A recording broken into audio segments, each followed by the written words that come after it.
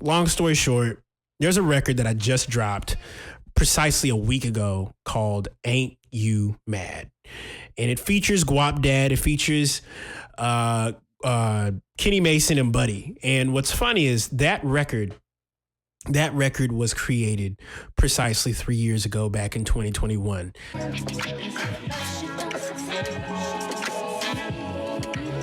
Around this time, I ended up meeting Guapdad immediately right after this performance, because he performed in the same festival that I was in, and we ended up hitting it off pretty cool. He had come in from a really hilarious flight, and he'll probably talk about it one day, but I'm gonna bring this up. So the first time I meet Guapdad, I knew who he was, but I wasn't sure if he knew who I was. So I didn't want to come to him on some fanboy stuff. But he sees me and he goes, "Oh, bro, oh man, yo, what's good? Yo, I love your stuff, man." I'm like, "What, Guap?" And so this is 2021. And so he sees me, he tells me about this crazy day he had. He checked into this hotel room they took the guy that, booked me for the festival, took him to the hotel. In the hotel room, he'll tell you more about it. He got put in this hotel room who had the same name as him on the reservation, but it was the wrong hotel. And so the right guy shows up and they kick Guapdad out of the hotel. And so he had a really crazy day. And I hope he talks about that. That was a funny story when he told me about it. But we ended up linking up after that. I think I ended up, hanging out with him after he did his show. It was really dry that night too. We were just sweating. Esther was also performing the exact same festival that we played. So it was me, Guapdad, Esther, my homie Kaelin. Hilariously enough, he's also a co-producer on the record, Ain't You Mad? And I think we ended up finishing that show. We ended up pulling up to an after party, and then after the after party, we ended up just, going to my homie's crib and just making some music.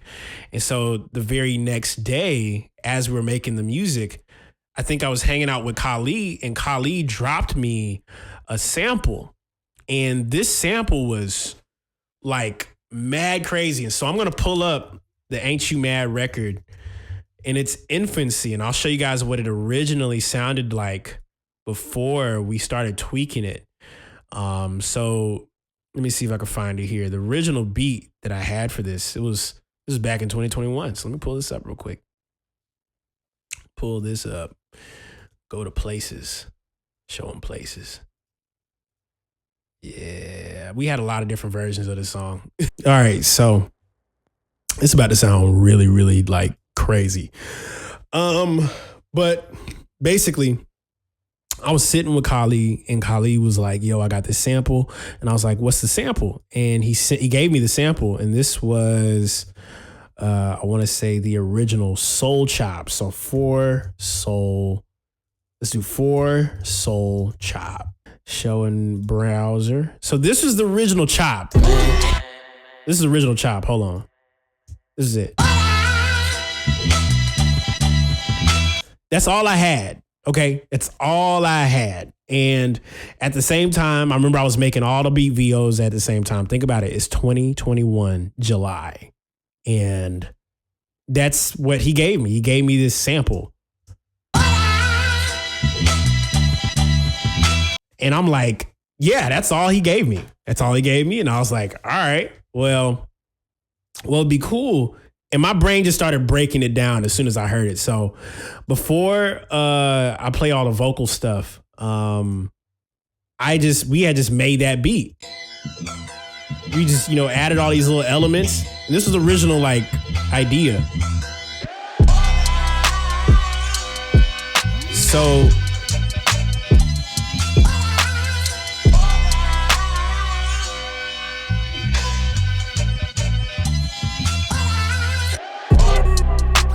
So yeah, we had all these he added these like crazy like vocal things. He was like, yo, let me throw you this sound. And we made it in like 15 minutes. It was the shortest beat ever. And so we made the beat. It was the day after the festival. Guapdad had already flew out. I didn't even have his number. I didn't even have his contact information at that time.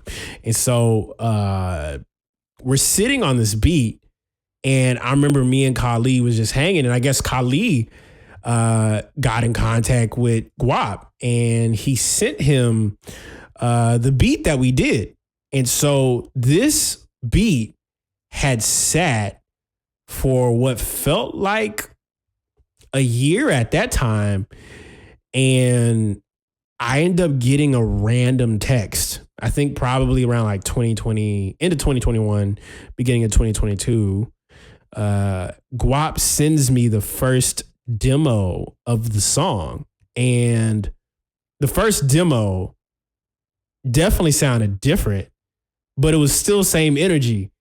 And so he had a completely different written verse for Ain't You Mad. And so I'm gonna find that real quick. Ain't You Mad. All, let me go to all. Ain't You Mad. Yeah, V8, V1. Yeah, we had like 4 different versions of this first one. My God. 2021. Actually, I think Buddy sent it to me. So let me go and download it from Buddy. Buddy. Let's see here. Audio. Yep. So this is the original one that we had. We had this one. Quick look. This is the original one where all the instrumentation was. Ain't you mad? On your corner. Ain't you mad? With your dream, bitch. Ain't you mad? Got these pointers. Ain't you mad? Check my passport. Ain't you mad? I'm in Tulum again. Ain't you mad? Mexicano. Ain't you mad? You at McDonald's. Yeah. Ain't you mad?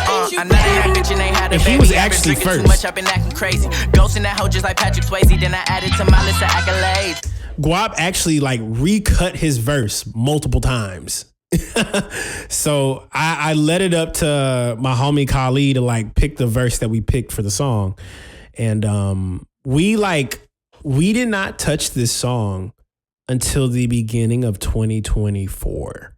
So think about it. It was created back in 2021, and I didn't get any of the stems for the vocals until the beginning of this year. And I had a whole conversation with Guap, and it was really cool to like chat up with him. Shout out to Guapdad for one time, because he's literally like the real MVP for crafting this song to sound the way it did. I just kind of like had the beat the way it was, but what took so long, I think it was just really like life. It was a combination of, you know, it was really like a minute, and my team was like, yo, just make sure that it's still cool to release the song, because I think, you know, there was just some team communication, and I think we all just need to get on the same page. But I just remember we made the track, and we sat on it for a long time. And I'm glad that Guap not only had Buddy, but Kenny Mason on it. And so here's the funniest thing. They recorded it in a day. When they got the beat back in 2021. I think, and Buddy talked about it. He was like really drunk when he wrote the verse. And I was like, all right, I'm gonna go back and retool some of the instrumentation, because I feel like the drums could be cleaner, but they could knock a little bit deeper. So without playing any of the sample stuff, I'm gonna just play all the atmospheric stuff. So you got like an 808. The 808 is the central bass. And then these drums right here feature a combination of 3 different sounds for claps. The hi-hat is from my old volume. Buddy was drunk when writing the verse? Yeah, he was drunk. He told me about it. I was like, hey, yo, hopefully he talks about this, because I don't want to just be like just talking. But like he told me, he was like, dog, I was so off on that one. But it was perfect because I was like, yo, I would love a song like this on a project. And so he was just like, yeah, go for it. I think we ended up talking about it like the very next year. I did a session with Buddy, and that's when Buddy learned that I made the beat. So he rapped over this thing, didn't even know I was on it. Like he didn't know I'd like produced it. He didn't know anything. And so we did that session. I told him about the beat, and that same session is what led to Like This. So he knew about my production from this record, but we also like created Like This in the same session that he learned that I made this beat. So beforehand, this beat,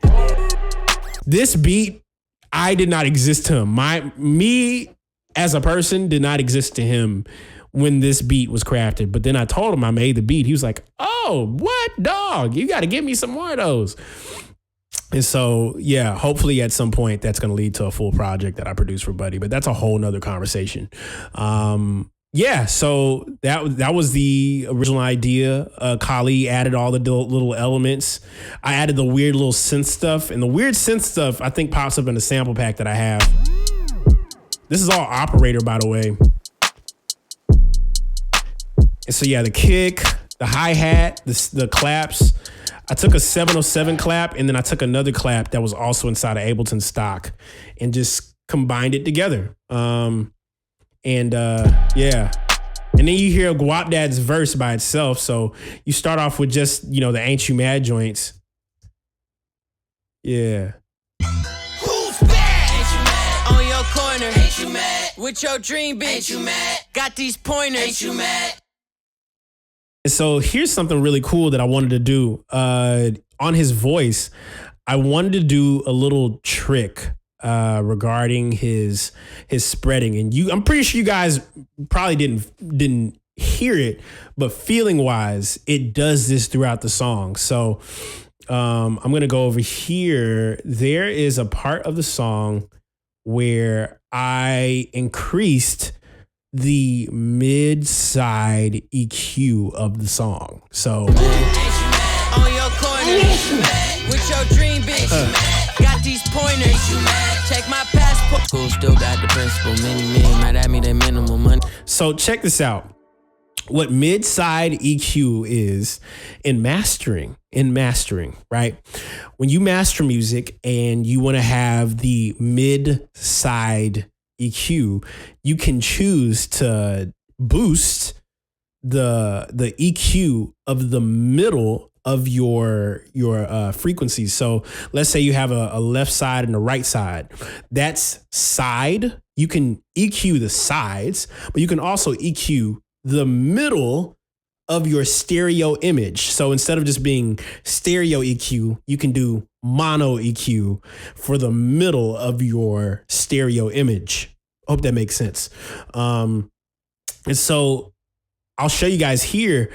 Every time his hook comes in after the first hook, you guys will hear the sides of the entire song go bigger. And so you can see it here. I'll show you guys how it works. I'm hitting them, ain't you mad? I'll show you in real time. So watch this. Watch how these middle frequencies start to boost up a little bit. Pistols popping peas before pimples dropped out of Watch school. this. You're gonna see it slowly. Like, mad at me, they minimal watch money this. on my mind, hoes in my genitals. She just wanted shots. She not into you hitting her phone while I'm hitting them. Ain't you mad? On your corner, with your dream bitch. Sounds bigger. Got these pointers. Check my passport. I'm in Tulum again. Mexicano. You at McDonald's. Ain't you? I'm not in that bitch and ain't. And what's funny is this. Crash X Fleece said I don't have a lot of these plugins. This is all Ableton Live Suite, so I'm not using like additional plugins. This is inside of Ableton. If you have Suite, then you got it. Honestly, I would highly suggest just get the standard, update the standard. Trust me. Get the standard. And standard update is like $80. Yeah, bro. Intro. Get standard. Get at least update the standard because you can do a lot more if you get the little upgrade. Because the upgrade is worth it, personally to me. But yeah, I use mid-side. You can also do the exact same thing with the utility rack here. So what most people don't know is this utility knob is more than just a mono to stereo with knob, but you can second click. So I'm going to take my button here. It's going to take my button here. I'm going to do the second click. So instead of left click, right click on the utility knob, and you will be able to see on this big old menu, you can change it to mid-side mode. So if you want to boost the sides of your entire master, this utility knob can do that thing. It can do mid and it can do side. So I'll show you what the drastic difference sounds like. Yeah. Ain't you? I'm not in that bitch and ain't had a baby.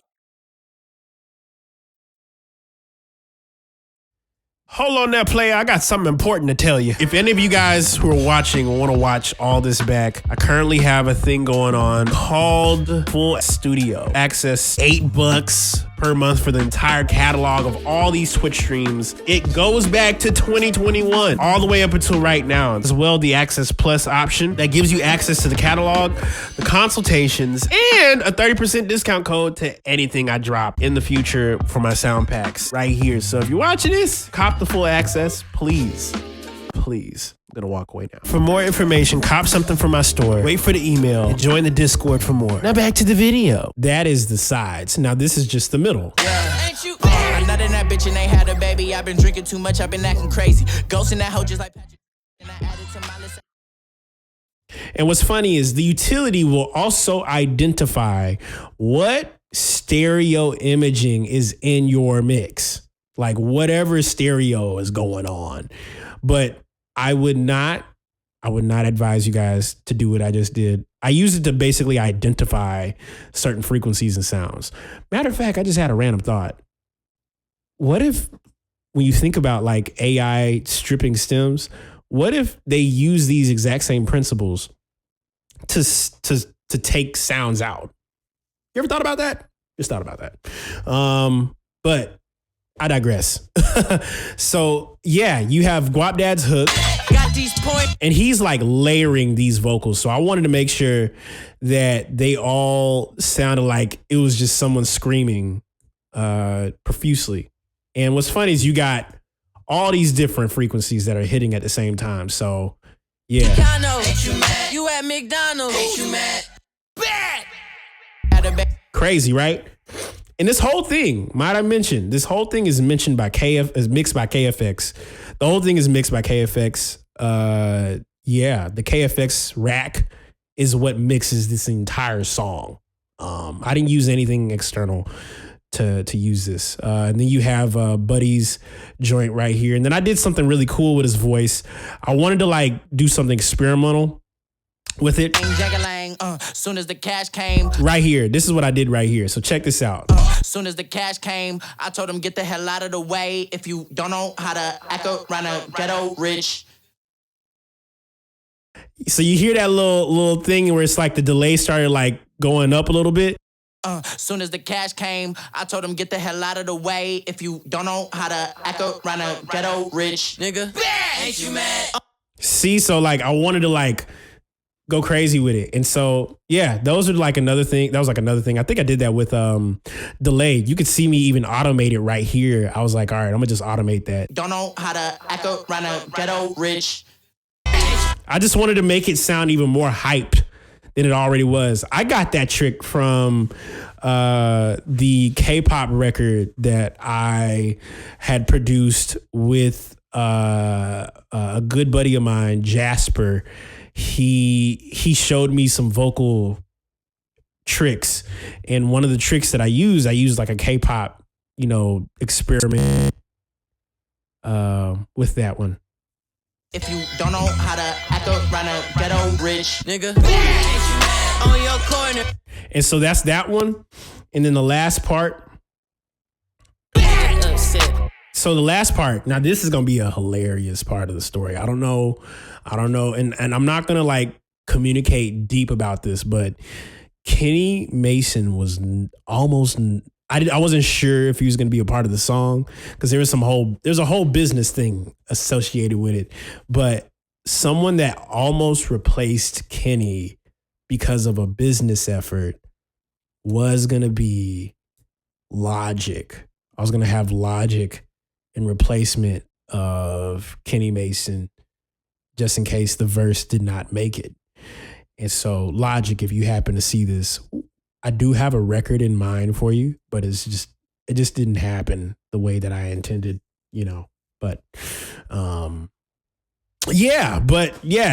was thinking of like a bunch of different people. Cause like, it was just, and they were like, yo, you should go back to Buddy and get another verse. I'm like, but he wrote this 2 years ago. So to try to match the same exact thing, it wouldn't be like the same. So, or it was going to be a shorter song. That was just another thing. But my team was trying to figure out some stuff. But Kenny almost did not end up on the song because of some other stuff. But hopefully, Kenny. Hopefully, I'll